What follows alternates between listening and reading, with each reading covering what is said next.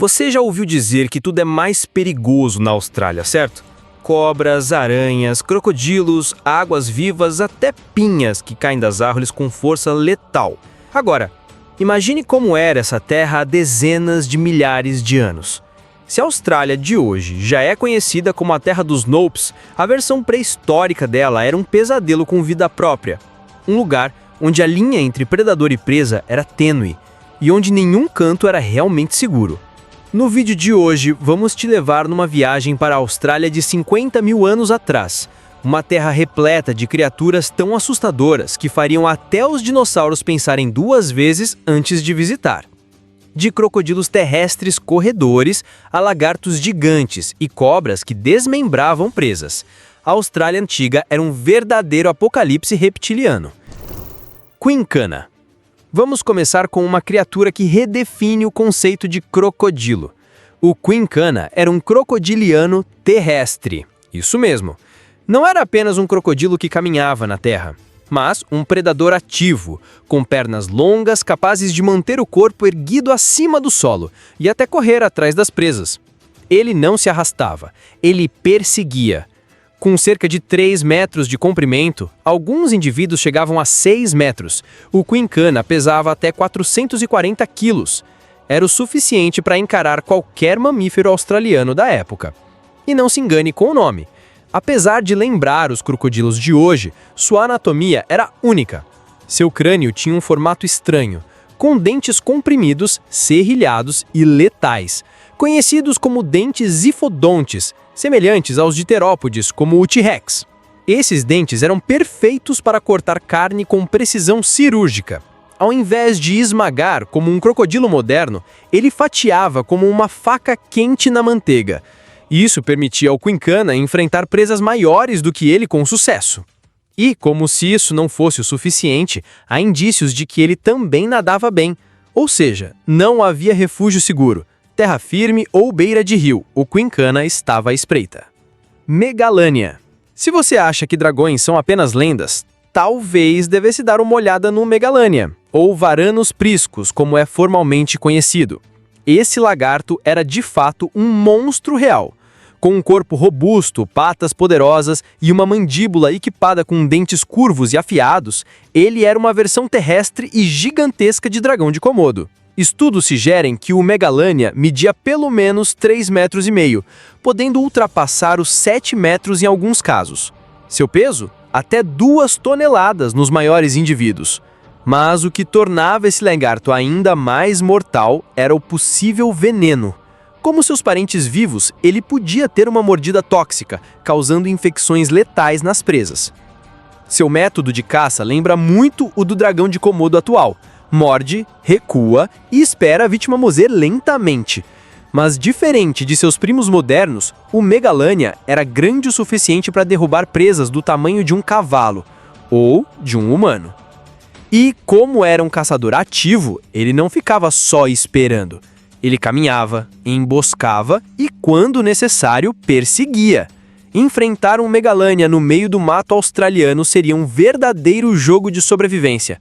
E um jogo com poucas chances de vitória. Wanambi. Se você tem medo de cobras, talvez seja melhor pular essa parte.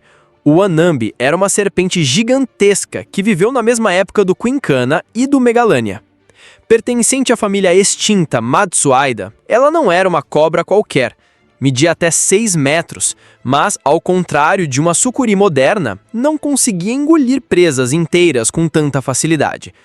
Sua mandíbula era mais primitiva e menos flexível, mas isso não a tornava menos perigosa, apenas mais cruel. Em vez de engolir a presa, ela a desmembrava. Sim, mordia, rasgava, dilacerava. Sua força de constrição era suficiente para parar o coração ou o cérebro de uma vítima em segundos. Muitas vezes, ela se escondia próxima a rios, emboscando mamíferos que iam beber água. Uma mordida, um aperto e depois um festival de dilaceração. Não havia escapatória. E ao contrário do que você imagina, ela convivia diretamente com os primeiros humanos da Austrália. Ataques letais eram provavelmente comuns, e até relatos de lendas aborígenes que parecem descrever serpentes como o Wanambi. Thylacoleo. Agora, vamos falar de um mamífero, mas não pense que isso é sinônimo de fofura. O Thylacoleo carnifex, conhecido como o leão marsupial, era o maior predador mamífero que já viveu na Austrália. Com o tamanho de um leopardo moderno, ele pesava até 160 quilos, mas sua força superava muito o seu porte. Ele tinha a mordida mais forte proporcional ao corpo de qualquer mamífero conhecido. Seus dentes eram como lâminas. Os incisivos penetravam profundamente, enquanto os pré-molares cortavam como rasárias, atingindo artérias, traqueias e espinhas. Uma vítima morria em menos de 1 minuto.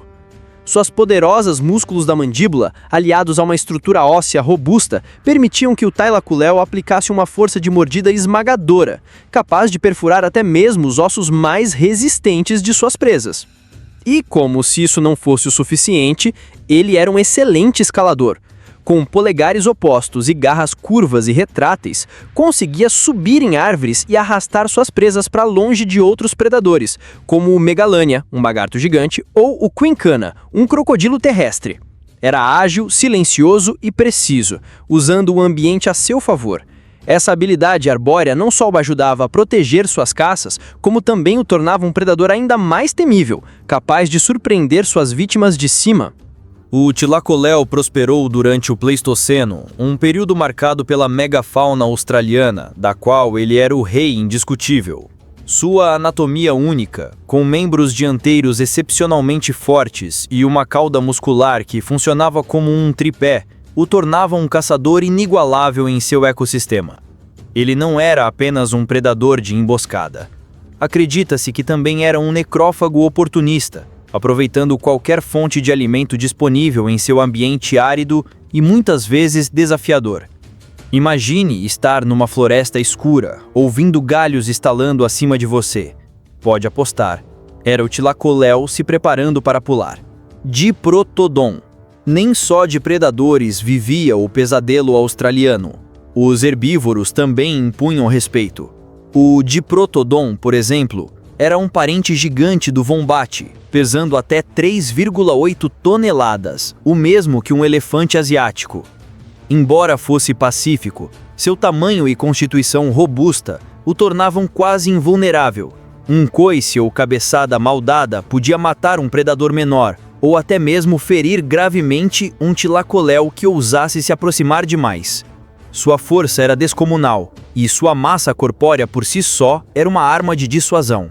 Este mega herbívoro era o maior marsupial que já existiu e habitava as planícies e florestas da Austrália durante o Pleistoceno, coexistindo com outros membros da megafauna australiana. Alimentava-se de uma vasta gama de vegetação, desde gramíneas até folhas de árvores e arbustos, usando seus dentes molares poderosos e um sistema digestivo eficiente para processar grandes quantidades de material vegetal. Fósseis indicam que viviam em grupos ou rebanhos, o que lhes conferia uma proteção adicional contra predadores. Apesar de sua natureza geralmente dócil, o Diprotodon podia ser incrivelmente perigoso quando provocado ou ameaçado. Suas patas fortes e musculosas, combinadas com seu peso colossal, significavam que qualquer impacto de um de seus membros era devastador.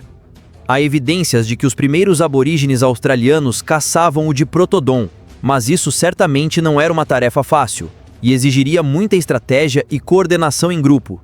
Acredita-se que a caça humana, juntamente com as drásticas mudanças climáticas que alteraram seu habitat e as fontes de alimento, contribuíram para sua eventual extinção há cerca de 45 mil anos. Geniornis. Já a Geniornis newton era uma ave gigantesca com mais de 2 metros de altura e 250 quilos de peso.